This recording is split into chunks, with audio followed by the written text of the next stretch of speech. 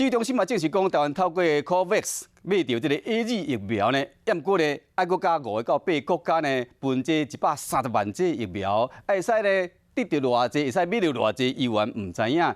这款疫苗医院是呢有一寡顾虑，想说讲因为这个效果无像这个辉瑞也是莫德纳遐稳定，伊效率差不多是6成到9成尔。而且呢，受试者无迄个65岁以上的老大人，无都确定讲伊到底有偌济保护力。就专家讲，这款疫苗暂时敢会使应禁。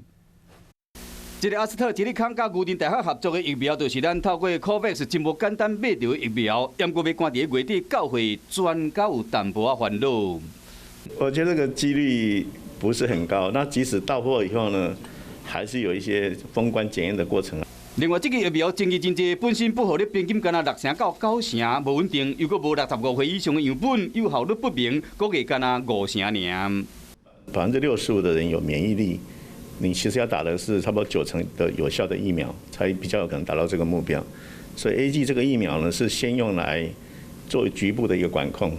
专家讲 ，AZ 疫苗用旧的腺病毒载体，所以讲注第一剂身体可能会产生腺病毒抗体，致使第二剂效果又袂悬。第二剂若无超过4礼拜，效果嘛会降低。